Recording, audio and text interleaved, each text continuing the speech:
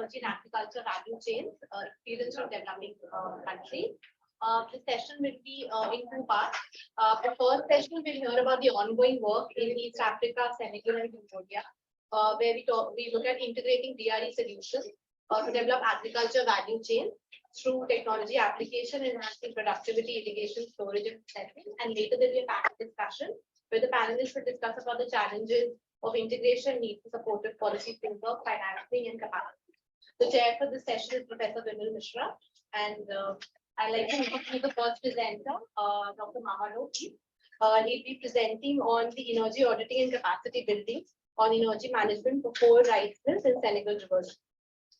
Thank you very much for giving me this opportunity to present the energy process and capacity building. This is part of the project funded by IIT in the water, energy, and food system project. Now it's a project along the value chain, and maybe people know that Senegal is one of the most worldwide famous rice consumer. It's more or less 80K per year per capita, which is really great. And rice processing is something really fundamental in the rice value chain. And this project, this case I'm presenting, is working on upgrading the rice mills to save energy. The share of energy is really bigger and they make the business less competitive. Next one. Now, this is the scenario. How to increase energy efficiency and access the climate international fund for 5. In the beginning, it was for 5 rice mills, but we work with 4. One of the 5 didn't meet the criteria and was dropped. And there is the energy audit component for the baseline assessment to see what is available in terms of equipment, what are the electricity bills, what is coming to the rice mill for in terms of production, in terms of rice, paddy rice to be processed, and how this is implemented within the enterprise. And the next one it's from the rice for the energy audit to develop energy management plan for the measures that have been adopted. And there is a lot of capacity building activities because new measures, energy efficiency measures will be implemented, and people need to be trained to operate in efficiency measures. This is the link with climate action in terms of the technology transfer will help to reduce greenhouse gas emission reduction. But the must of the process is by the end of this process to have 2 independent development partnerships with the private side. It's up to 90K per rice mills to have seed funds for starting implementing the measure adopted. Next one. This is the context because I talked about high processing costs, high energy costs, and there are many power outages in Senegal in one moment. And working on renewable energy efficiency will help to reduce the dependence to the grid connected one. Yes. Please go. This is the approach. Go. Please go. Voilà. The first step, as I explained before, is the most simple thing for us as entry point is to start analyzing the electricity bill. And this is what it was not easy. The one I was talking about, we saw that I don't know how to explain that.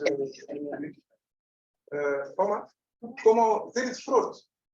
There are some fraud on the electricity bill, and we drop that company. We cannot work on data that are not accurate, and then there is a risk to face multiple issues with the regulatory framework. We drop that company because sometimes the bill is very high, and they are trying to take some money, some shortcut to save money, but it's not legal, and we drop this activity. It's because we're starting by analyzing the electricity bill. And from that analysis, we see what are the period of peaks to be able to advise in terms of renewable energy measures. And after the analysis, we start the energy audit process. And we had a fund with many specialty experts to be able to run that energy audit. And from the measures identified, there is an energy action plan to run those measures. Next one. Yes, and there is I will give some data on the saving potential in terms of finance and how the rice mill can adapt the process according to what has been set from in the energy management plan. Yes, and now to see what are the opportunities and potential available in terms of diversification. At the end of the study, we went to in the morning. There is about bioeconomy, about biomass, etc. From the study we have two ways to be followed. One on the cogeneration, and one in using renewable energy sources. And they have to choose depending on the investment size and the readiness to go with the solution.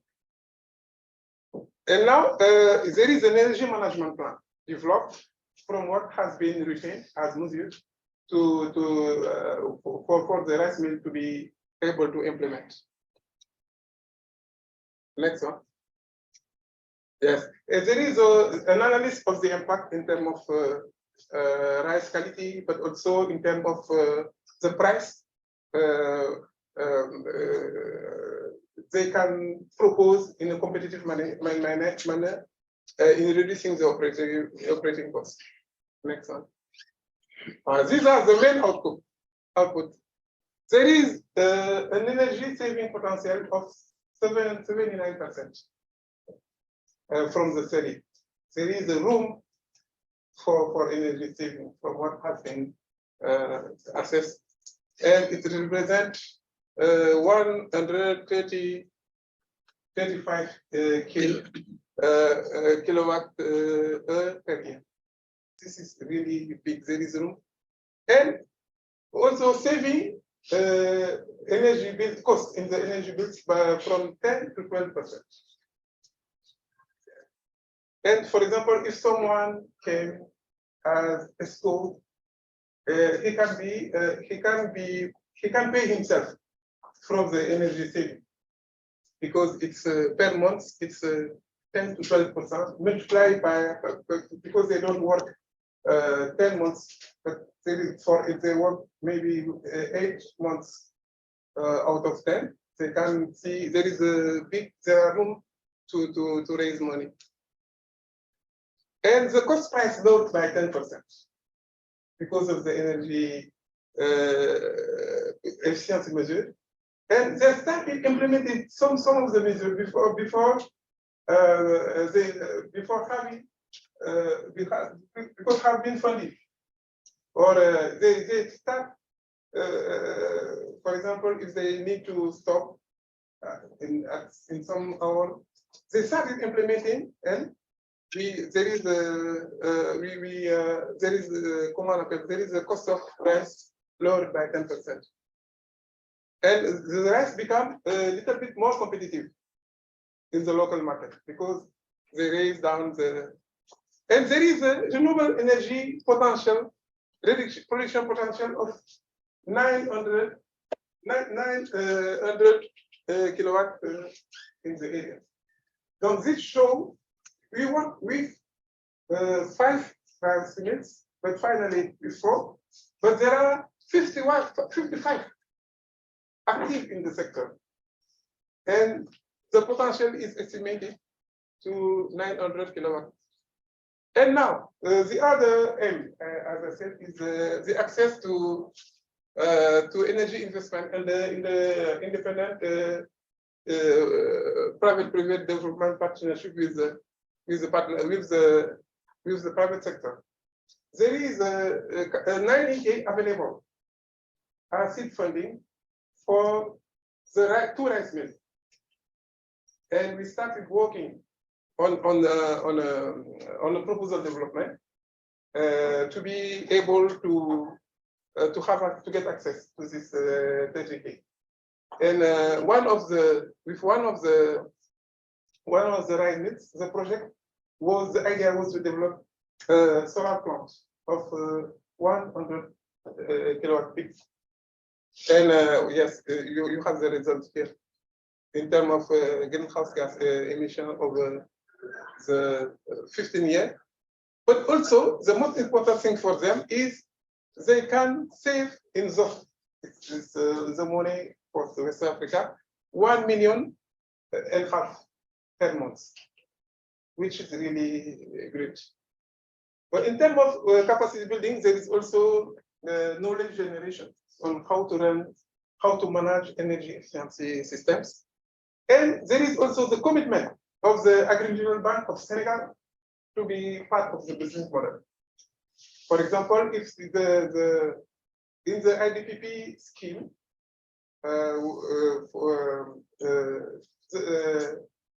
the percentage is allocated as follows. It's a 50-50. But in the grant, we cannot fund equipment. Comment on appelle amortissement?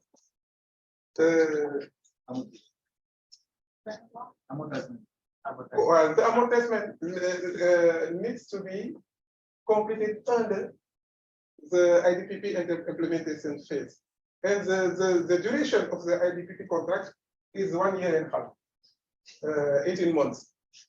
Now they have to select what needs to be under the fund to be provided by Gazette and what they take by themselves. For example, they will take the investment of the solar panels because the duration, the life cycle for the solar panel, it's 20, from 20 to 30 years, it depends. This cannot be endorsed by CIZ, etc. There is we have to see and to discuss how the funding line can be distributed. And there is a commitment of the Agricultural Bank to take as loan the part devoted to the rice mills. And these are the main outcomes we obtained from the process. And that's it for me. Waiting your question. Thank you for the presentation. We'll take the question at the end. Okay. We have the next presenter, Mr. Luca. He's a researcher at Zurich University of Applied Science in Switzerland. He'll be joining virtually. He's presenting on the application of solar technologies in aquaculture in Cambodia and Tanzania, technology transfer and training.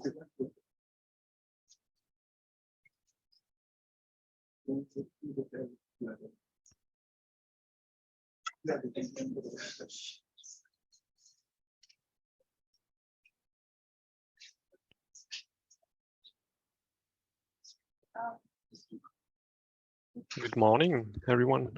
I hope you can hear me well. Yes, yeah. Very good. Well, thank you very much for having us.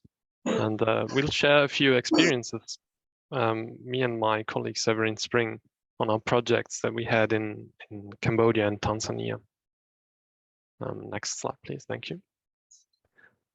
I'm Luca Regazzoni. I'm a research associate at the Zurich University of Applied Science, and I or we do a lot of collaboration together with Severin Spring from Sustain on the development of solid technologies that have somewhat to do with fish farming.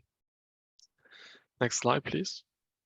So we'll start quickly with the project that we're having in Cambodia, which is about the so-called sun oxygen system, which is a technology that is basically has been developed to improve the aeration in fish ponds, and with that enhance the small-scale farming, especially of aquaculture ponds in Cambodia.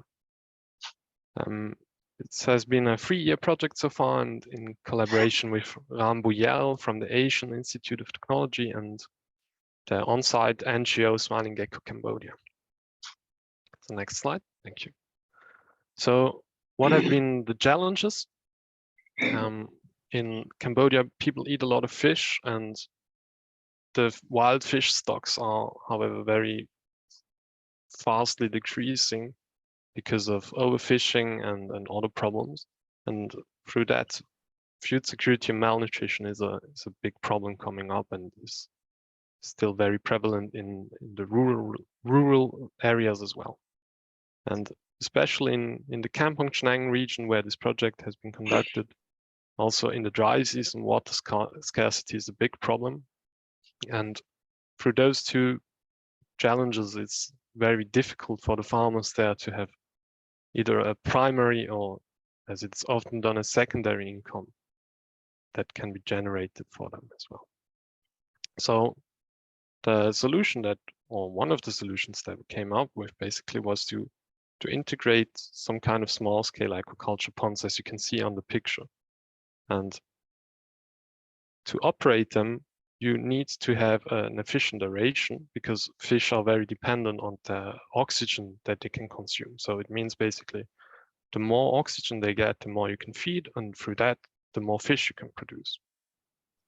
And we wanted to do all of that with somewhat inclusive approach for empowerment of women and the families. So we had now 8 women in the project, and together with the family, we did teaching and education on aquaculture. Next slide. So the technical problem basically to solve with the aeration was that when you have a normal pond, you get a layered oxygen concentration within the pond. So the algae are very important for the oxygen input into the pond, because they produce oxygen via photosynthesis. And you get basically a supersaturated layer on top of the pond. And this oxygen within this layer is not well transported into the pond itself, so it's not available for the fish. And a lot of it is degassing because caused by the supersaturation. So to counteract this, next, can you press once, please? Thank you. To counteract this layering problem, you basically do some sort of circulation in the pond. And to do this in an off-grid way that is not dependent on fuel or any kind of electricity infrastructure, we've developed this sun oxygen system, which is basically a very simple raft, which is very cheap to build. And it's just a raft that has a solar panel on top of it, and the electricity that is produced is used with a circulation pump that is basically breaking up those layers and adding more oxygen to the pond that you would have normally. Next slide, please. So we then tested this technology in different setups on site, and then during the project accompanied 8 families to basically operate the system in their own ponds. So we built them ponds, we operated the system for now more or less 2 years, and we could show that the productivity increased in between 20 to 50% of fish production, and all of the families were now able to profitably operate the pond, including the investment, basically. So next slide.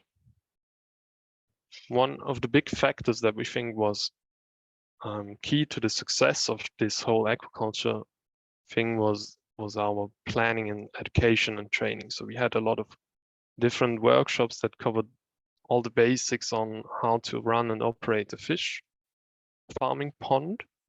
And we have now also developed a little video series that is basically teaching you those basics. You can have a look at them on YouTube. They have been translated to Khmer, so the language in Cambodia, and English.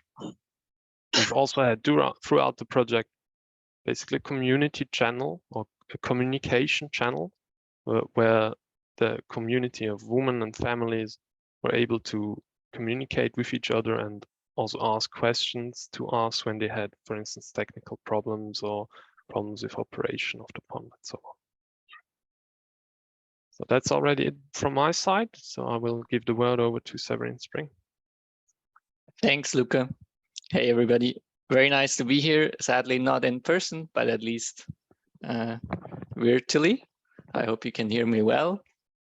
So I'm working with a company called Custodian, and we invest time and money into ventures in East Africa along the aquaculture value chain. And we work together with local institutions, but also with institutions like ZW, so with Luca and his team. And today I just want to show you a bit something about one of the ventures we have been working on. So it's an off-grid farm in rural Tanzania, in the west of Tanzania. Yeah, so one challenge we face there is often that, yeah, like in the locations where you can farm fish, there's no electricity grid. So yeah, next slide, please. So the question we basically had to figure out is, can we operate a fish farm solely with solar PV? And to make it a bit more difficult, yeah, we also said, can we actually do that without batteries? Because batteries are normally the most, or one of the most expensive parts of a PV, off-grid PV system. So the challenges we faced is, of course, that a fish farm is a 24/7 operation like all other livestock farming methods, but solar PV is only normally generating electricity during the day. And as I mentioned, batteries are very expensive to operate. And yeah, then a third thing that we encounter very often is that solar contractors, they don't really have the application know-how. So they don't know what is needed to basically run a fish farm or what kind of solar system is needed to, yeah, to power a fish farm. So the solution we came up is, we said, okay, let's try to power everything that we can with solar direct drive. So that means the electricity is generated by the PV system and then goes directly into the load. So it goes directly into the engines, the motors, without any storage in between. And then wherever necessary, we wanted to use alternative storage technologies. And then, yeah, on the third part is that we, in the company, we have people that are experienced with PV. So we can also provide a bit of the application know-how that is necessary. Next slide. So this is the solar PV system of that off-grid fish farm. So it's a 14 kilowatt peak solar PV panel system in 2 locations. So it's not a centralized system. On the top in the picture, you see one of the panel arrays. And then on the bottom left picture, you can see that's a solar rooftop, basically. So we combine this PV system with a management system where, yeah, you can imagine if you don't have battery storage or if you don't have storage at all, one of the challenges is that if there's no sun at all, there's basically nothing, there's no electricity. So what we did is we set up a system where we can predict a bit ahead. So we try to model the PV production on each given day with weather data, so with weather forecast data. And yeah, and then so what we power with this system is we have a water supply system that pumps per day about 150 to 200 cubic meter of water from the lake. So the farm is near a lake to the fish ponds with a head of about 35 meters. And then we also operate a small feed mill that you can see on the bottom right. So just a hammer mill and pelletizer and mixer. And we produce about 100 to 150 kilo of feed per day. It's not a huge amount, but still it's enough to power to operate the farm. And the third thing that we power with the PV system is the hatchery. And there the challenge is a bit, you need 24/7 operation. But instead of using a pump that operates 24/7, we just use the very large header tank. So we pump water during the day up to the header tank, and then in the night the whole system just feds off the large header tank. Next slide. So a couple of learnings I wanted to share with you. So we saw that the solar direct drive powered hatchery is totally feasible. On the top right, you see the storage tanks. So it's a very small hatchery, but we still have a header tank of about 20,000 liters. But this works very fine. And then also the water supply with the solar direct drive, perfectly fine. It operates very well. I would just advise, to get a good backup, because during times of longer times of low irradiation, it's good to have a running backup. And then on the feed mill side, it's technically feasible to operate it with the solar direct drive, but it was a bit expensive to set it up. Mostly, because so the load normally also has to be able to take in variable frequencies, and with the initial equipment that we used, this didn't work. So we had to get additional engines. So like the savings on the batteries were kind of offset by more expensive equipment. And then also, in general, like operating a feed mill on solar direct drive, it's not really worth it. Because if you have a bit of battery storage, at least you can cover like cloudy times during the day. Whereas with solar direct drive, sometimes your mill is just not operational. And fourth point, looking at weather forecasts definitely helps to manage such an operation. A predictive model can help even more, but of course it's also quite a bit of effort that you need to set this up. And then as a last point, which I think is one of the key aspects, is search for your solar contractor very wisely. So try to figure out who is the best in your region, and not only focus on who is the cheapest, but actually figure out who can carry out such a project. That was it from our side. Luca. Yeah, thank you very much. Thank you, Luca and Several, for the wonderful presentation. Next, we have Mrs. Beryl from WRI, who's an energy professional with more than 8 years of experience in energy and access in sub-Saharan Africa work.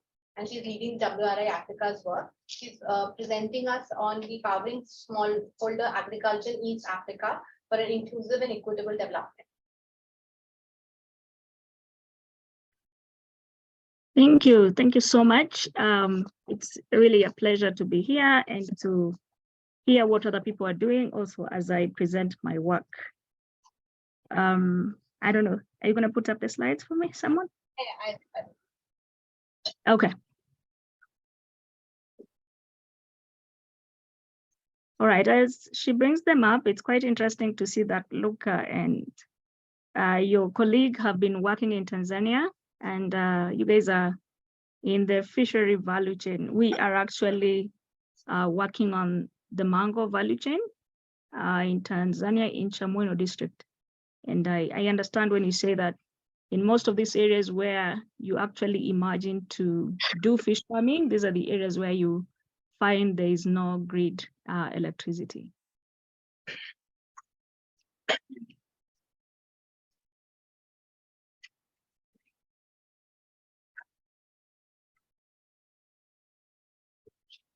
Madam, do you want to share the screen for your presentation? I could do that also if you. Okay. All right. You see, she's.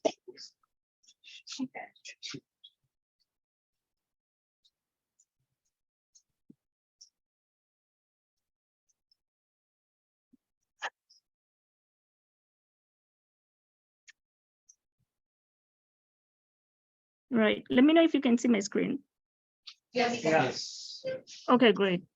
Yeah, so as already been introduced, we work with smallholder farmers in East Africa, and of course it's for equitable and inclusive development, looking mostly at some of the marginalized area or really poor zones in East Africa to just help them benefit from, like renewable power.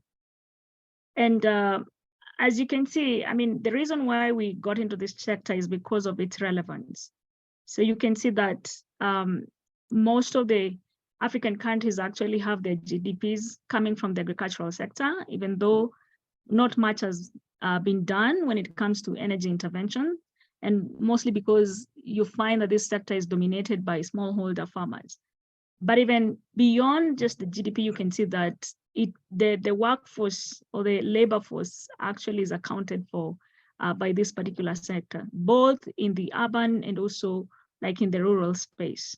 And just to mention that you find that women comprise at least half of the labor force in most of these sub-Saharan countries. You can see that in 2014, for instance, the GDP for most African countries were very high, and you find that Chad, for instance, has had its GDP coming, more than half of its GDP coming from agriculture.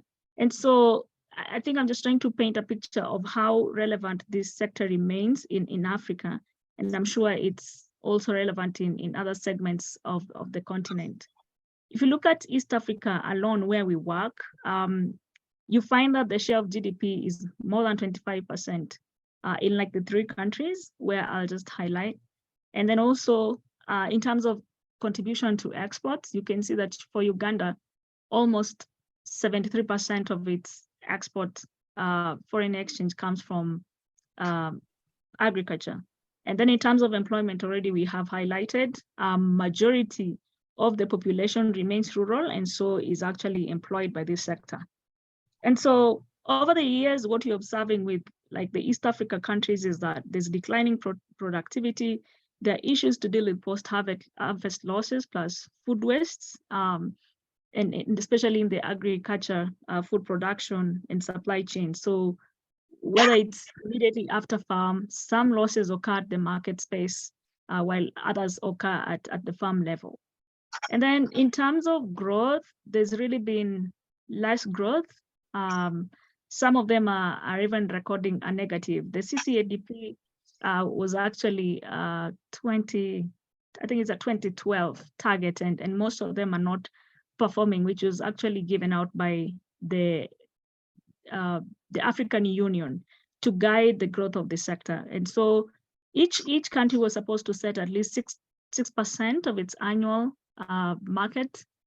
its financial budget to help support the sector, but most countries have not even managed. And in terms of growth, most countries have also not been able to grow even to that 6% annual that is expected of them.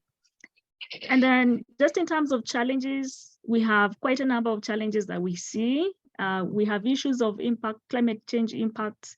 We have issues of lack of critical data, market issues, limited awareness in terms of clean energy, agriculture value chain proposition. This is something we see from various stakeholders. The farmers themselves are not aware, but also sometimes even some of the programs that are initiated are not necessarily energy facing, and that's not a priority for them. And then in the agricultural space, we find that clean energy is still nascent, and it straddles multiple sectors and lacks clarity in terms of policy and regulation.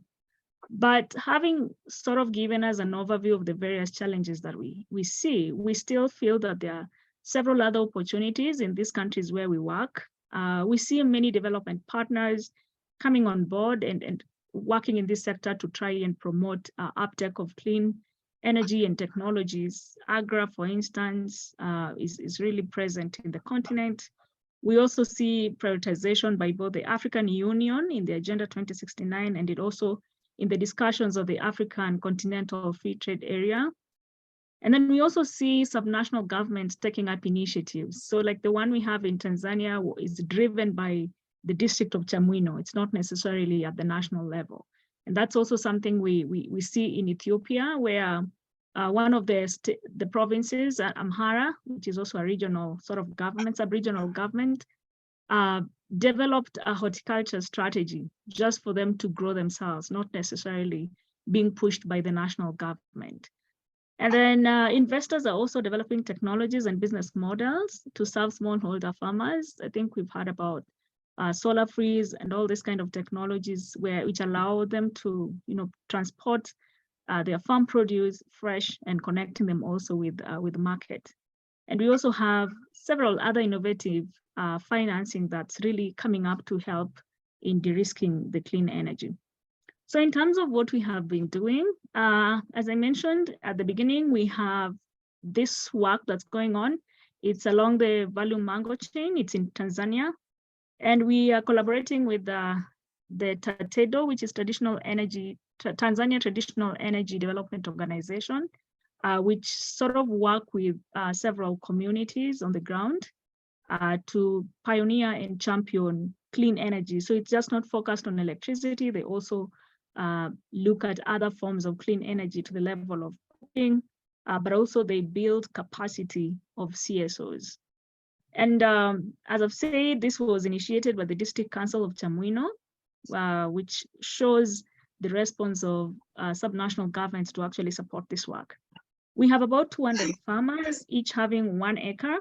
After evaluations, of course, we saw that the mango value chain had made a lot of sense in terms of where they want to go in terms of production and also processing, which will come on at a later stage once we have determined the production levels. So we have been able to supply them with a 12 kilowatt solar powered water pumping system with a 40-acre drip irrigation system. So we started with 40 acres, but you can see that the ambition is actually to get to 700 acres. And you can see the system which has begun operating. We also help them with technical assistance in terms of procuring, who is the right supplier to provide, this kind of technical systems. And we had to do some grading, talk to different suppliers to see which one was better suited for this. And we've also helped them to set up a special purpose vehicle to just oversee this particular project in its implementation and also any other additional activities that may come within. So that's the work we're doing in Tanzania. We have Uganda, where we are working with DCA, Dan Church Aid, and they work with quite a number of smallholder groups across the country on livelihood projects. We are partnering with them on the fresh fruits nexus. It sounds like fruits, but part of it actually includes sweet potatoes for export. So there's a lot of research that had been done in Uganda, and a lot of recommendations came from Makerere University on the possibility of actually producing these sweet potatoes. It's yellow inside of it. And they had targeted the Danish market, and they wanted to work with about 1,500 smallholder farmers. And this is in Arua, which is northern part of the country and has both mix of refugees and host communities. And so they wanted to work with at least 70% of host communities and 30% of refugees. So far, we've not hit this 1,500, but at least I know up to about 500 farmers have been organized into groups of smallholder farmers, and they continue the work. I think the project will probably end next year, but there's a continuation of it in terms of energy access. So what we did is we've been able to help them purchase at least 10 solar kit irrigation systems And these ones are being given to who they call model farmers. So out of the groups, you find that there are people who began or were pioneers in taking up the program and have larger parcels of land. And so they want them to be the first ones to test out these technologies before they sort of spread it out to other group members. But also the question is the affordability aspect of it, because we did models to just see how long it would take them and how much we had to bring in as our side of the development partners so that they are able to actually afford this. And hence the reason they went with the model farmers. Questions of business models, it's whether should we have the supplier give the technology, then they pay for a period of time, or do we use their village savings and village savings and loans, groups which already exist in the region? Should we just go with an MFI providing the products to the farmers on a loan basis? How long would the credit work? So some of the questions we were looking at during this process was, which one is the most suited business model for them to adopt? I know eventually we went with having a supplier give the product, and then we make a deposit, and then the farmers finally pay off the rest of the product price based on their income. Beryl, can you wrap it up, please? Thank you. Yeah, just in a minute. So in Amhara, we are also looking at powering energy, water, food nexus. This is still ongoing. We just completed the field visit last like couple of 2 weeks, I think, yeah. And this is still ongoing. We're still looking at working with Amhara government, sub-national government. And we've learned quite a number of things, even as I close it. One is that most companies, most investors and RE companies don't see viable opportunities. Then also providing granular data for PUE opportunities. People want to see the demand size, where, which crop, and willingness to pay by the various stakeholders. And then when we supply energy, that's not adequate. You find that that's just but one element in the larger. Issues of market need to be addressed, issues of transport, and among other things, issues of support, technical support from the agricultural side is also necessary. And then also issues of end user finance also comes up as something we need to do. So we're just reimagining this whole process and thinking of which is the best way to do this. And one way we have decided to do this is to actually do assessments at national levels and prioritize PUE opportunities and then point investors to this particular PUE opportunity. So this is at the concept stage. We got some funding from CS-MOT. We hope we'll roll this out across those African countries that you're already working in, and also extra countries, just to help us understand how we can approach this better. Thank you so much, Namrata and team. Thank you. Thank you all the presenters for those interesting presentations. Now we'll start with the panel discussion. I would like to invite our distinguished guests for the panel discussion in front as I call upon their names and introduce them. First, I welcome Mr. Vimal Mishra, who is the Program Officer, Energy Access, Knowledge, Policy and Finance Center at IRENA. Mr. Vimal coordinates the work on renewable energy and the water energy food nexus, energy access policies, and regional market analysis in the IRENA Knowledge, Policy and Finance Center. We welcome you, sir. Secondly, I welcome Mr. Amit Sarogi, who is the CEO and co-founder of Urja Development Solutions, a farming as a service company providing affordable solar-powered irrigation, milling, and cooling services to smallholder farmers through finding pay-for-use business model. We welcome you, sir. Thank you. Next, I welcome Ms. Rihanna Riawala. She's the Vice President of since January 2015. She's one of the senior co-founders, co-coordinators of Seva's Rural Development Department, and she takes care of Seva's operations, which includes activities that strengthens and provides clean, sustainable livelihoods for poor women members from informal economy. Mr. Devesh Bhai from Seva will also be joining her. Next, I welcome Ms. Surbi Rajgopal, who is the Senior Program Manager at Selco Foundation. Ms. Surbi has been with Selco Foundation since 2011, focusing on aspects of ecosystem building for energy access and livelihoods and health care. Management, knowledge coalition, management and engagement with key stakeholders. Next, I welcome Mr. Ashok Kumar, who is the Director at Transforming Rural Area Foundation, known as process to inspire, support, and mobilize colleagues to work with smallholder farmers and their collective shift from subsistence farming to profitable regenerative farming. We welcome you, Ashok.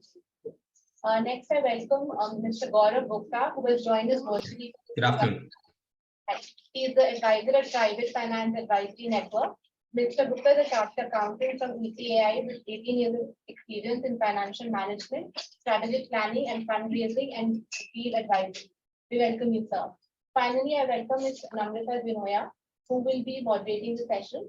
Namrata is a senior program manager, resilience and with WRI India. She's a climate resilience and disaster risk reduction expert, working on research, policy advisory, and knowledge management in agriculture, water, sanitation, health, and energy sector. Thank you, Namrata. So, Devesh, I have requested that you sort of form What I a say, Thank you. apologies to the people online for the waste. Thank you everyone for being here. And because we are short of time, I'll just quickly start with Surbi, because Telco has been at the forefront of innovation in this sector. I wanted to understand from you, how, first of all, in terms of, you guys have been involved in the health sector and livelihood also, but how it was different for you to get into the sector, and what are the, the challenges, and as we saw, different kinds of challenges have pop up with the techno-commercial aspects of it, and because you also work on policy, how that sort of relates with the challenges that we face and the resolution through policies as well as other. Thank you so much. Thank you to WRI and IRENA for bringing this together and for all of the organizers. I think just to quickly say that Selco Foundation is an organization that looks at how you integrate sustainable energy for livelihoods and healthcare. And within the livelihood piece itself, our approach has been to look at working with local livelihood NGOs to first understand what are the needs and do it from a value chain approach, right? So at an input stage, at a production stage, at a post-harvest stage, what are the kind of activities that are undertaken? Where is the energy gap with those activities? And then is there an existing appliance for that, or is mechanization required? And if there's an existing appliance, how do you look at powering it on decentralized energy and look at efficiency in that process?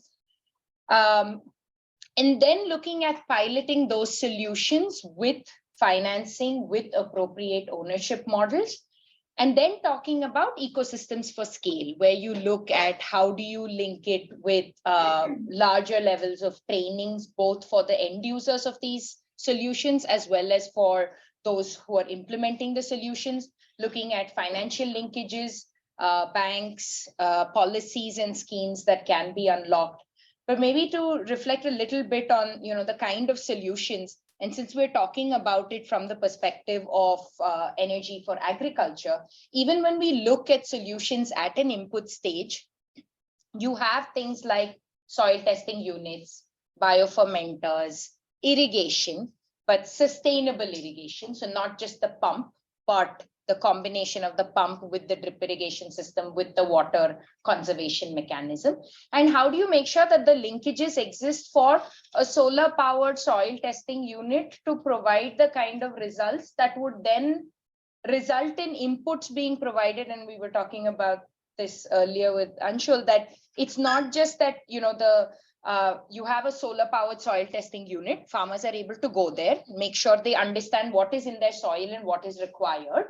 But you also need the agri extension service officers to be capacitated to know that it's not just NPK that we add, what are the kinds of biofertilizers and inputs that can go into it, right? So making sure that the technology that is being suggested is addressing one or more energy related needs within each of these aspects. When you come to post-harvest processing and post-harvest management, it might be more about milling and processing, where the centralized mill, it's not just about the fact that there's diesel being consumed there, but the fact that communities have to travel 50, 60 kilometers just to get their regular millet or rice process. So when you decentralize that operation, it means you need to find an appliance that is locally suited, maybe smaller capacity, but ideally more efficient, so that you can then operate it on solar.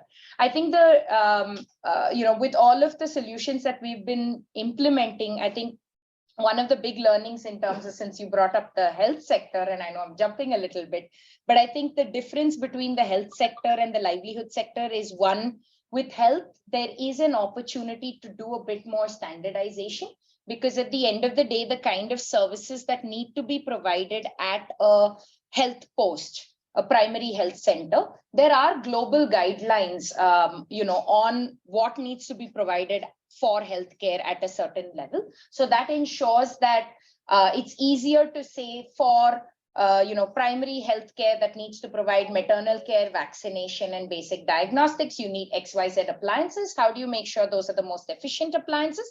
And then you're powering it on solar. Soon as you start to talk about agriculture and livelihoods, there's a lot more customization, lot more stakeholders, private rather than government owned. And I think that adds to a whole list of other things. The context-specific solutions has been something that we've been discussing for decades now, but it's still a challenge. So I'll come to Rehan and you and Devesh, both of you. From Seva's perspective, you've implemented the Haryali Villages program in Kutch, and that has energy integration in the community level services and livelihood programs. I wanted to understand what she just mentioned, how context specific that was, and how did you go about it? What was the approach in making that integration process? Namaste and good afternoon. Firstly, I would like to, on behalf of 2.5 million poor women workers from informal economy, on behalf of SEVA, I would like to thank all the organizers for inviting us over here in the regional forum. And to your question, what we have in, we are working with 2.5 million poor women workers across 18 states in India.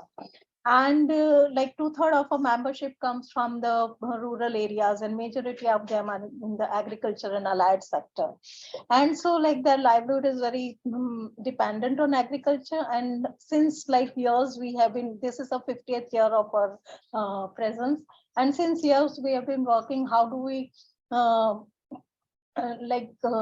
bring in, make agriculture sustainable and work towards why does a farmer remain hungry. And we have an agriculture campaign which has been working on various issues like organizing, how do we work with the input related, the cost, the financing, the marketing and all. So working towards this, we and how do we make the agriculture sustainable? We see that one of the major thing which this workers, or say the informal workers, livelihood is affected, is also say climate change. And whether it be say excess rains, or whether it be drought, or whichever extreme heat or extreme cold, whichever the situation is, these are the workers who are most affected and very vulnerable to climatic situations. And so we are working on various green energy initiatives to make the livelihood sustainable of these workers. Say majority of them, to name few of them, it's say solar agriculture pumps, solar drip irrigation system, pressure irrigation system, fodder, solar trap light, etc. These are the various say equipments which we are working with. And this is the issues we have, our structure is very bottom-up approach, and from the grassroots we have these issues and needs and demands from the members themselves.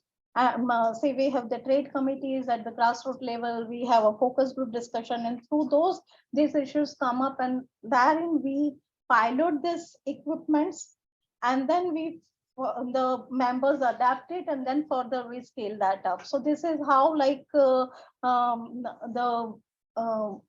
what we say Haryalu Gam, or say the green villages. This is how we bring in the green energy equipments in this villages.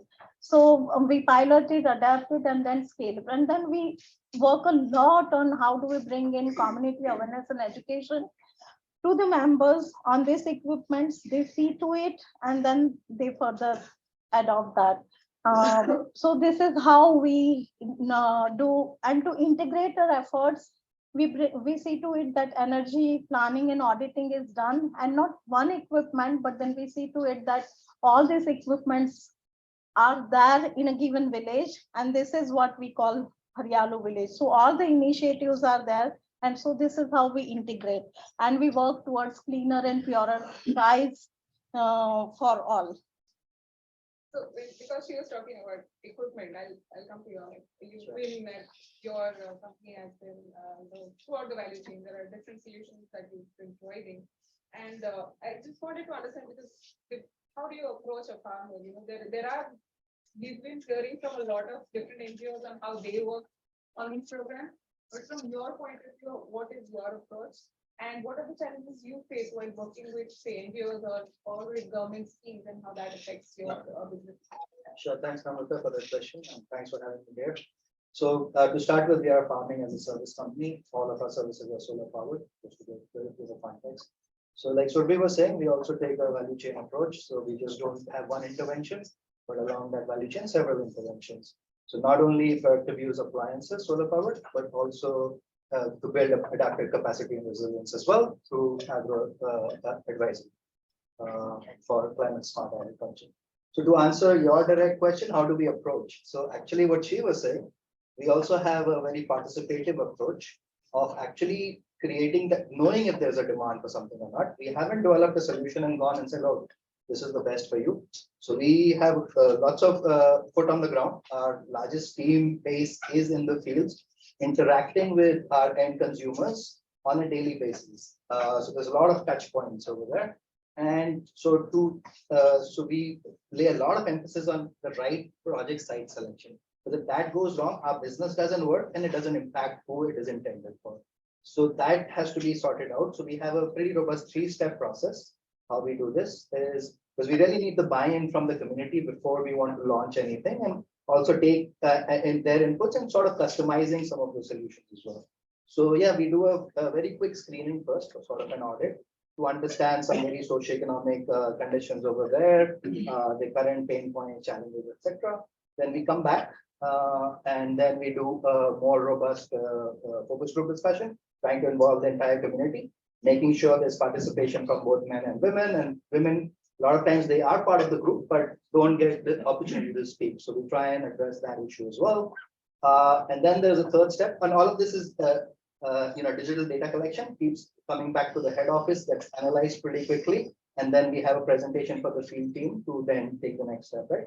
And then we have a third stage of individual surveys. These are more detailed surveys to get into really understanding their farming practices in the past, today, and how they aspire to go from there. What are they growing? What are their input costs? What are the different inputs they're using? Where are they sourcing it from? What is the water table depth? So on and so forth. When was the last flood? When was the So it's a massive data collection effort, and then again gets analyzed. It also serves as a baseline to measure our impact, right? So that's how we approach farmers, get their buy-in. Other than that, because we are a for-profit company, so to get further buy-in, there's a small subscription fee for all of our services. And that's because we are invest. So actually, it will be helpful to know what our model really is. So we are not pushing any technology on anyone. We're actually breaking that barrier of end user having to buy the technology. So we are pioneering a business model is pay per use, not pay go, but pay per use. So the ownership of assets always remains in our books throughout its productive life cycles. And we only sell each of these services. Currently, we have 3 verticals. One is solar irrigation, second is milling, and third is cooling as a service. And all of these 3 are all of the assets are utilized by a group of people from the community, not just individual farmers or traders and so on and so forth. Which I want to which section do you see the most demand? Demand. Irrigation, definitely. I mean, irrigation was always required. You can't do away with irrigation, right? there have been different energy sources from diesel to electric, rain-fed or treadling and so on and so forth, right? Cooling is actually an unmet demand. In India, at least, the infrastructure you find is large ones, and even in smaller towns, but these are mainly for potato storage that you see, right? Not for your horticulture crops, perishable produce like vegetables and fruits. And there we were seeing, or the literature tells you anyway, that 15-20% is wasted post-harvest. They have to do stress sale. They can't realize higher market prices if they expect the market to go up based on historical data as well. So yeah, all of those issues were there, and they were not aware. And then there was no technology as well. That technology, the decentralized technology, has only come into the space very recently, right? And even that is maturing, hasn't fully matured. And then the big question became is where do you put it actually? It's not that easy. It's either farm gate, market gate, somewhere in between. There are issues of transport costs, etc., that you have to build in to that. So there are a lot of parameters. And again, we go back to that whole robust understanding the customer. So just like your banks have KYC, well, we do a different kind of KYC to figure out what to do. So we have piloted both at the farm gate and at the market gate to see what the differences are. And that's where your actual user mix starts changing. So when you put it at the farm gate, and because our mission is to only serve smallholder farmers with land holding less than 2 acres of land, there we didn't see utilization with cooling as a service, because the problem, then you have to understand, their own finances. So they live day to day. Whatever cash comes in, they need it to spend to survive that day and the next day. So you can't expect them to then say, I'll store for 5 days and I'll sell this, on the 6th day when we expect the prices to go up. They can't lock in their finance into that, right? Just the way some of us who are privileged can park some of our money in the bank and, it doesn't matter. So that was the big, I think, challenge that we had to solve. And therefore, then when we brought it to the market gate is where we had to add petty traders into the mix as well to push up the utilization, because that low utilization, then it is not economically viable, the whole service. And yeah, then the model itself would collapse on its own way. To Shobhjeet now, because you have implemented, also had different kinds of implementation on energy integration throughout the country. And but your focus has been through mini grids, right? And it's very different from what Seva has done, and maybe what Amit's organization does as well. So how does it change when you're looking at a mini grid in a particular village and then trying to identify who needs what is the assessment parameter that goes in identifying the needs for energy in livelihoods, especially agriculture? So Namrata, and to WRI and IRENA to give me the opportunity to share our work. And about DRE, we call it like community managed DRE. So this is the approach we see. So whatever there is a decentralized renewable energy, they are microgrids, 15 to around 30 kilowatts capacity microgrids. They are all managed by the community. They are in, and we first is we have to select the community very carefully. Because these are very high investment infrastructure. So there are areas where these are not connected with the grid. There are people in the mountains, in the hills, in the jungles, in the islands, where this normal grid has not reached there. So those are the places which is quite suitable for these high investment microgrids. And when we have seen when the grid arrives, people see for some time, okay, whether it works or not, whether it meets their aspirations or not. So after 2-3 months, they start having faith on this technology. Yes, this is going to work. The quality of electricity is really good. It is there when we need it. And after that, they start investing on productive purposes. So earlier, the first use is their consumptive purposes, like for lighting or domestic purposes. But later on, they also realized that the power generated is still quite big. And the daytime, particularly when consumptive load is very, very low, there is a lot of productive loads can be integrated with the microgrids. So the first thing they invest is the near farm value creation. They understand that whatever agri produce they have, whether it is rice, either pulses or flour or oil seeds, it can be converted and value added near the farm. There is a lot of value created commodity that cost about 10 rupees, its price goes up to 20 rupees. And the value created stays there in the village itself. So it adds a lot of value, and very soon the entrepreneurs from the community, they start investing in those infrastructure. So earlier when we started these DRE systems, productive use was not the original target. Original target was to provide them electricity for domestic consumption. But with the help of WRI, we did a study and we found that in the daytime, because most of the community, they are out, they're not in their homes in the daytime. So they were using hardly 10% of the energy that was used. So 90% was still there. So when this data, this information was shared with them, only 10% is being used and 90% energy is there. The first question was what we can do with that. So there are certain solutions that were readily available, like these pulverizers, rice mills, oil mills. So once they understood that, many of them have now invested in these productive purposes, and we have seen quite a lot of enterprises coming. We have also partnered with Selco in identifying some these agri value add services. So the approach is the value addition should happen near the farm where the raw material is. And if value addition happens little away, the money doesn't come back to the village. And even the byproducts are again plowed back in the rural economy, and the whole ecosystem is benefited. So I say with DRE, this near farm value creation, and second is irrigation. So because with solar energy, they identify that they have better control over water. With the grid electricity, many times the grid electricity is there, but they are not buying irrigation pumps, but they don't rely on the grid electricity. Suppose the power is out for a week, the crop is gone. So when the solar energy is there, they rely that yes, every day the electricity will be there. And the farmers started buying small pumps. Nowadays, like half HP pumps, 1 HP pumps are there. And there are a lot of pumps coming in the villages where now small power grids are operating. And now we see that the efficiency and the use is quite high in 1 year time. And there is very good tariff collection also. And with the tariff collection, we see that in after, I think, 4 or 5 years, they will be able to replace their batteries. So they are almost collecting about 100,000 rupees every year of tariff, because the consumptive use as well as productive use has increased like anything. So I can say that in a near farm value creation and better control over water irrigation are the two value added services DRE is bringing in the villages. To both you, Ashokji and Yanaben, I wanted to ask if either of these projects you've been able to integrate monitoring and evaluation, and has there been an impact framework that has been created for this?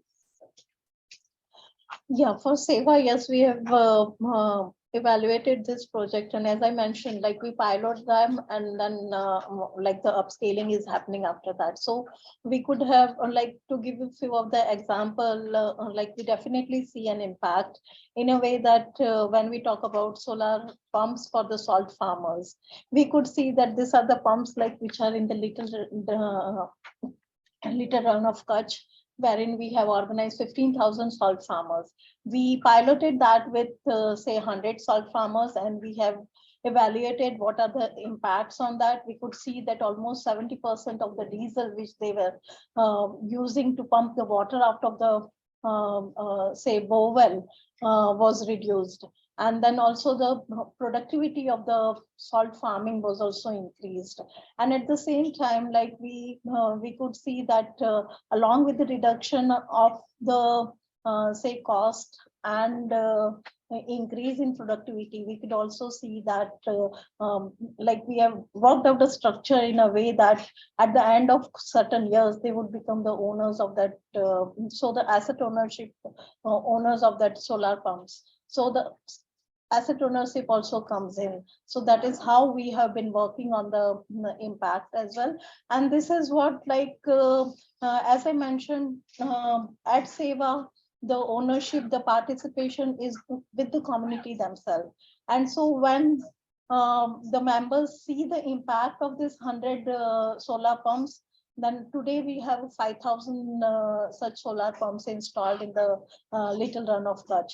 And similarly, like it goes for each and every solar equipments which we are working on, whether it be the precision irrigation pump. In that also we could see that almost 3 to 3.5% of the productivity, the yield have increased. Like the cost saving of say 30 to 40% of the cost saving is also been seen in that. So we do have that system. And alongside, we also see to it that what is the say what are we saving in carbon emissions as well. So this is also one of the impact which we could see, and that works towards say our approach on how do we go for a cleaner and purer skies for all and a just and dignified work for all. So this is also equally important. Yes. Yeah, Devesh, we would like to add something on that. That is fine. Yeah. Yeah, okay. So monitoring, as Rehan mentioned, there are 4 different stages. First stage is the equipment even getting used. Okay, so SEWA members who are associated with us who are taking the solar farm, we help them doing price negotiation with them.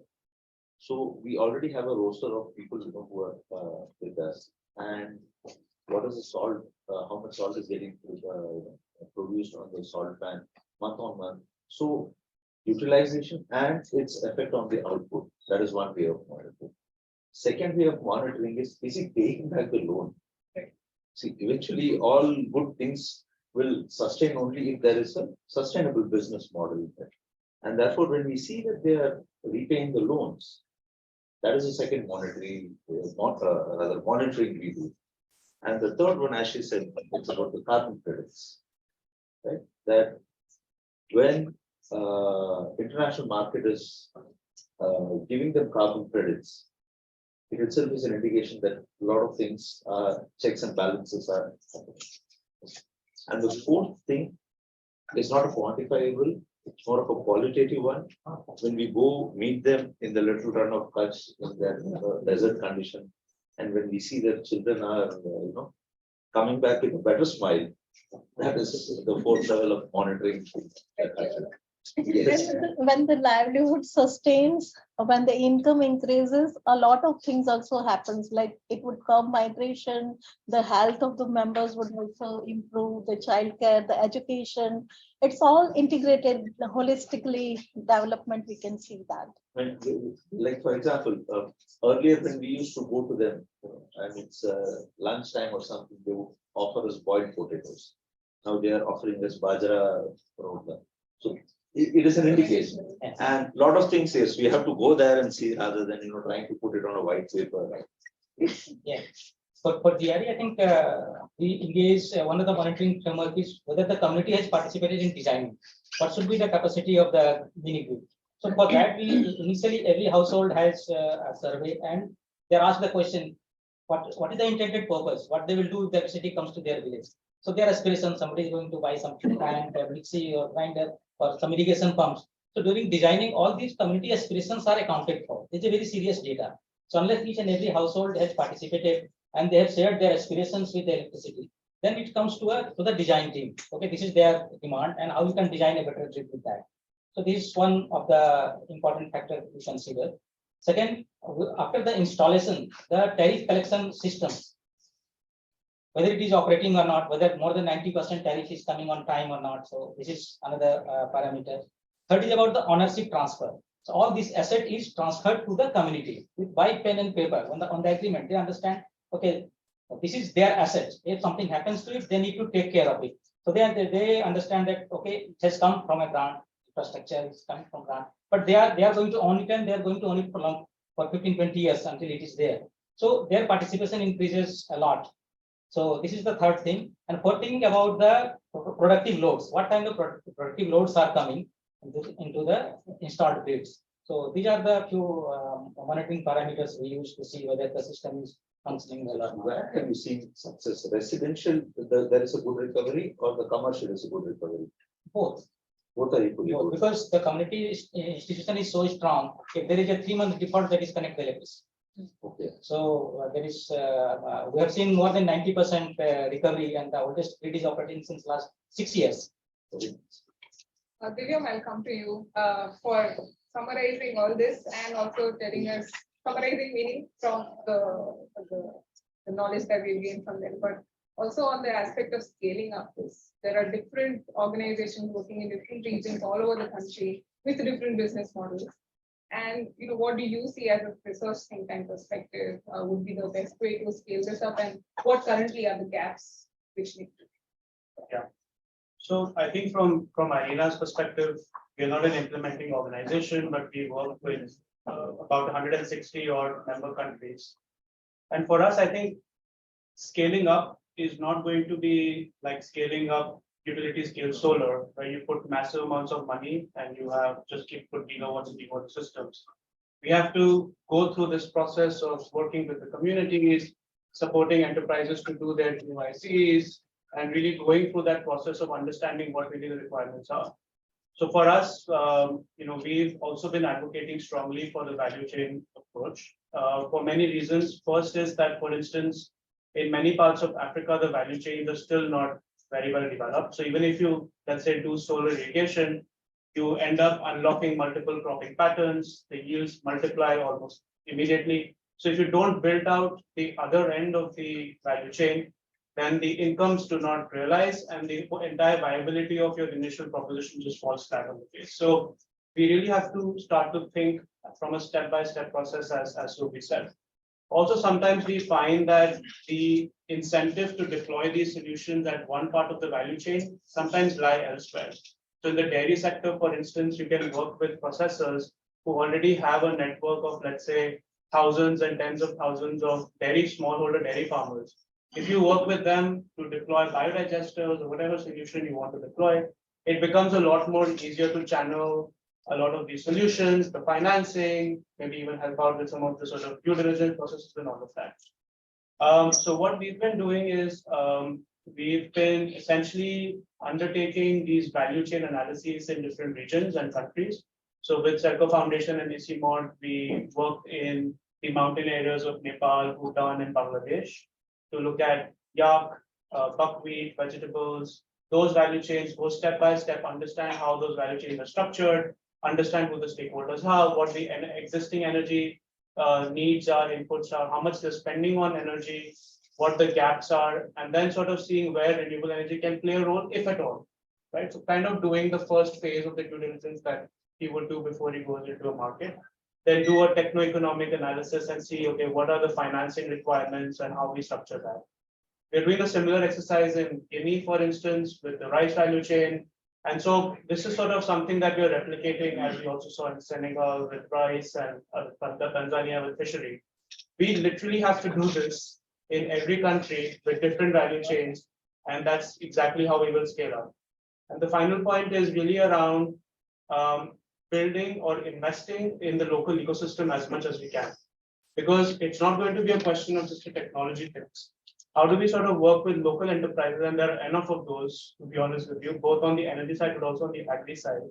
How do we work with them and invest in risk capital so they can go and experiment with the technology, they can go experiment with communities, so they can fail, and then they can adapt and evolve, and we can support them through the process. So all the development finance, we heard about 1.5 year amortization. No. We need sort of extremely high risk, long-term asset building capital, because that's how the agriculture sector has grown pretty much everywhere else and continues to be subsidized even in the western parts of the world. So I think that's really the way, at least we see that scale up to happen. And much of that will happen through renewables, given just by the nature of its adaptability and all of that. But we sort of strongly prefer to keep the end users and the community at the center of it, and not the technology itself.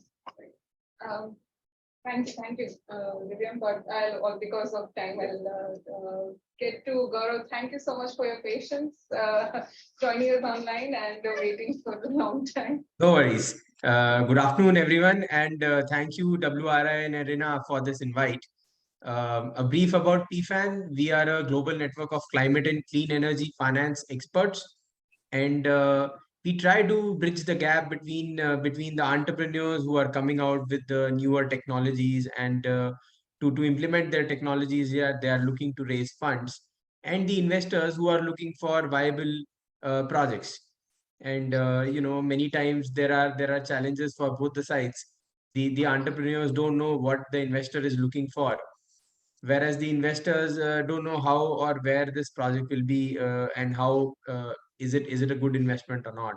So that's where we come in, and specifically in the clean energy and climate space. And it's I'm very happy to look at this discussion, very interesting discussion, because the key aspect where everyone has a question is typically everyone who wants to invest in either a high risk or a high return project, or a low risk or low return project, but DRE projects have historically been always high risk and low return, and as a result there is always a limited investment which has come in.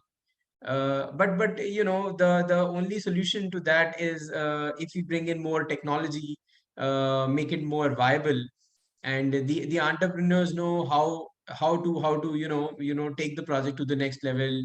You have the right kind of team in place, you have the right kind of technology in place, you have right kind of approvals, and the government has right kind of schemes and policies in place. So I think many of these things are coming in from the renewable space, specifically in DRE. If you talk about Saubhagya scheme, Kusum scheme, which have really kickstarted the pump storage planning, and solar rooftop right across the solar belt.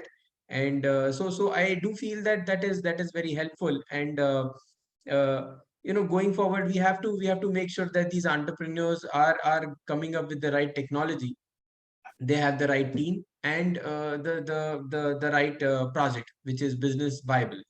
So viability it will be an important factor to understand if the project can get the financing. Thank you.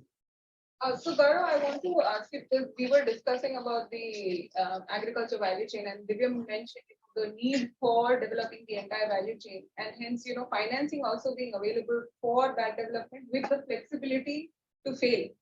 Now, that's something that financiers generally are just probably run out the room for.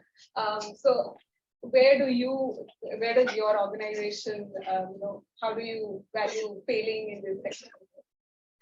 So see, frankly, sustainability is a very important factor. Though clean energy is a focus area, but sustainability is a factor, and you have to do your preliminary evaluation. So if your diligence indicates that there are relevant checks in place, so every business is averse to risk. It's not that any business is sure shot success. So that assessment has to be done, and we help in assessment of that risks, that if this is something which is sustainable, the risks are mitigatable, then only you invest. So after that, the results, nobody can determine the results. So I think that's how you should look at it, rather than doing a black and white. It's always how you can mitigate your risks. Right, thanks. Because we are kind of at time, I also wanted to open up very quickly. If anyone has questions for our panelists as well, or even wants to. On the last point, I just wanted to check. In our, if we look at parallels in the venture capital world, there is a lot more acceptance of failure or long-term profitability. But why doesn't that penetrate into this segment? Or is there any hope of that happening? Gaurav, do you want to respond? See, venture capital is more again of it will be high risk but a high return. Whereas in the DRE segment, you will have high risk, but you will not have high return. That is the challenge. That is why it's not picking up. If you bring in more technology and the return goes up, then the venture capital is also, it's like DRE would become more viable for investment. So like microgrids, I'm looking at a microgrid, but the payback is like 10 years. Now, 10-year payback is very high. How will a venture capitalist invest into it? Because they have a fund cycle of 3 to 4 years. So I believe that challenge has to be addressed to address your problem. Thanks, Gaurav. Thank you. Maybe carbon credit adding to it with some light. Sorry? Maybe carbon credits may also add some good and good. I think the carbon revenues, everything else, it's just trying to plug a hole which public financing should be playing.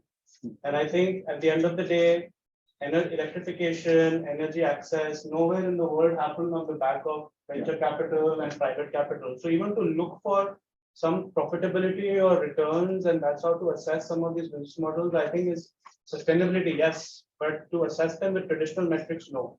But also to use the same yardsticks of growth, I'm sure we can reflect more, that to expect that he will grow to 100% every year on year. He will go from 100,000 systems to millions of systems and keep everything on his balance book and expect that he has capital available. That it will just not work for the sector. So we need to rethink totally the way development finance is being mobilized, designed, but also the magnitude of it, because it's simply not the way it should be. Maybe when we are saying low returns, I think we need to redefine that. Yeah. Because there are high social returns. There might be low financial returns. Correct. We need to So bringing our experiences, like as you rightly told, there's a need for, say, a different kind of financial structure which is needed. Like what we see is, of course, these are longer term for the community members as well.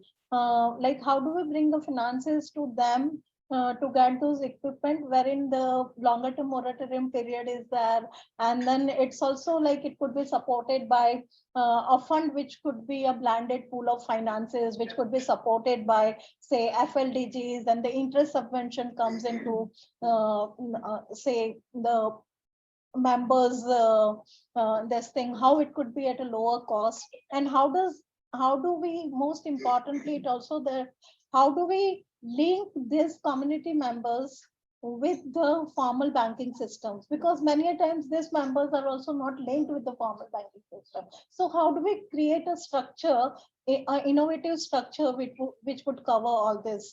And we as an organization, or say with the members of SEWA, we also prepare their cash flow and see to it that supposedly if an equipment is of this cost, then what are the cost savings or say increased revenue earned by this member, and then the installment should be as against those cost savings or the increased revenue. So only they will able to pay that in a time, along with, say, this couple of bunch of benefits which come into say their this thing. Yeah, I think just building off of this, it's also important to say there's financing required for end users who are micro entrepreneurs, small farmers who are utilizing the solutions. And I think, as Rehana pointed out, one is to link to the formal banking system and work out. There are existing schemes that government itself has put in, whether it's the Agriculture Infrastructure Facility Fund or Mudra. In different forms, there is low-cost collateral, but how do you unlock it for decentralized energy? And where it's not available, like for cold storage solutions, how do you make sure that affordability is built in? That we should be talking about a 7-year or a 10-year tenure on the loan, rather than saying this has to be a 3-year loan. And I think I want to add to that there's that level of financing, and then there's the level of financing for local ecosystem players. And I think in the African context, building off of what Divyam was saying, the important part is building that local ecosystem, which means local currency financing for African entrepreneurs to be involved in agri-business and agri-technology or clean energy and entrepreneurship, right? Right now you have development finance that might come in, but it often comes to those who can take it in foreign currency. That means that your local ecosystem is not getting built up. And that's a different kind of financing, which ideally would be interesting to hear kind of the PFANs and the development finance institutions actively think about mechanisms in which to put financing in for local entrepreneurship development, because they may right now just be innovators tinkering in a small manufacturing hub, but in order to be able to actually produce at scale, then they need the working capital and the support required for that. And so when we're talking about schemes and subsidies, it is also important that it comes timely to the beneficiaries, also the community members. Otherwise, they will go off paying the interest for the loan which they have been taking. And also, like when we're talking about scheme, how do we make it more, easy for them to link with that? Otherwise, the kind of documents they are asking for, it's just impossible for the poor farmer to. Definitely, yeah. And there's no awareness first of all, there's no awareness around this thing, and then when there's awareness, there's this huge pile of paperwork that they have to do. Exactly. Just two more points to add on this one. We talk about low interest financing. We talk about subsidies, but we never talk about why not an initial period, say 2 seasons or 3 seasons. I'm not even telling 2 years, 3 years. 2 seasons, 3 seasons of moratorium, and then you start the interest. Because somewhere the farmer also who has to build faith in a new technology. Okay. In this room, how many of us are having electric car, please? You don't believe in that technology? Why are you still driving petrol driven or diesel driven car? It's costly, right? And we expect a farmer, oh, new technology, new innovation, please pick it up. What is he going to pick up? First question.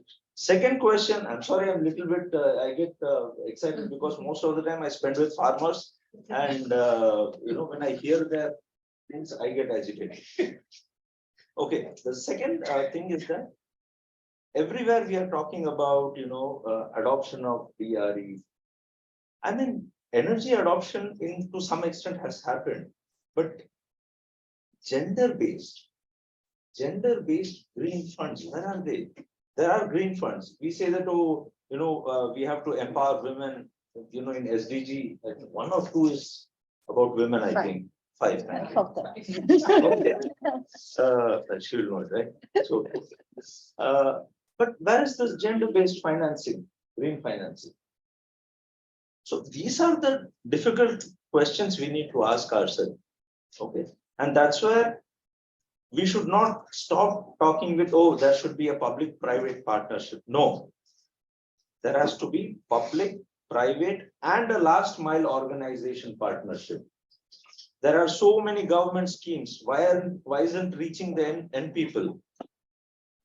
Why?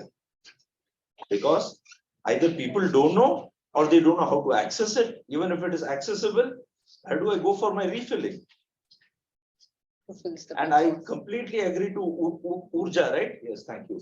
Urja's methodology that, it has to be a top-down it should not be a top-down approach, and it has to be a bottom-down approach, bottom-up approach. Very sorry. So otherwise what happens is, okay, I have come up with a fancy product.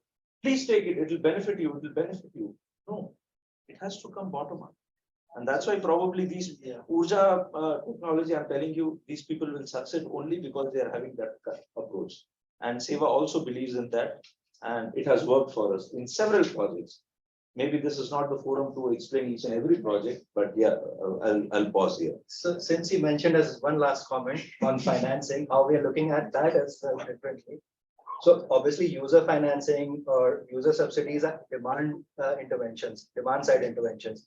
We are actually trying to solve this problem from a supply side now, right? By making it pay-per-use, not trying to sell them the technology, making them use and collecting payments based on their own cash flows, their traditional cash flows. So therefore, they never have to borrow, and therefore there is no question of interest. So that's how we are tackling the demand side intervention, more from a supply side. You have to borrow. What rate are you getting? Obviously started on the back of first loss, risk capital, grant, non-refundable capital, built a certain asset base. And at volumes, I am able to support my. I'm able to pay service my debt. So you are the one. So yes, I am looking at it. I'm obviously assuming risk on part of those consumers, but So this is the point. We have to make life both on the demand side easier, but also on the enterprise side. How do we create a financial system also to make it easier for them? And I think he highlighted those, right? Like the first loss risk guarantee, being able to access some level of grant to be able you have to move up that ladder. Yeah. And now we are at the equity stage and we have raised. No, but how does that, de-risking the end user, how does that, affect the enterprise? Does it enable you leverage your ecosystem in some way? Can you explain the question more? I'm sorry. You'll have to. They are de-risking their users, right? So I was just wondering, how does that impact them, their story for them to access the funds, for them to leverage this, very act of de-risking their end user? Does it help? Does it put any pressure on their core operations? How does it affect them? So then we have. Why to would be they, very- really what I want to understand is why would they want to do it? Oh, because we are mission first. That's simply the answer, actually. No, I think it is. But at the credit- Thing, but I mean, how does it affect? No, obviously it does, and therefore we have to be on several other KPIs. We have to be very careful. For example, our collections efficiency. If we said we can only meet these numbers if we only have 95% plus collection efficiency, if we start falling on that, month on month, then we know we are going to be in trouble. And for that, again, we have identified what should be done to maintain that. And therefore, I was talking about touch points right at the beginning of when I said, and that ensures us that 95% collection efficiency. Of course, then I have obviously reduced my investor network. I have already said these investors I can never work with because they will ask me the questions you're asking. But then there is a smaller pool of investors that is willing to work with me on the way I'm seeing things today. Excellent segue to tea conversations. Also, we should also congratulate Seva for their excellent climate resilience fund that is coming up, which will probably. Congratulations to Seva and it's great work and thank you for joining. Thank you. Namaste, everybody. Yeah, in fact, they're going to pretty serious. They are seeing and they are almost about to close the. Oh, very nice. Let's see. Is this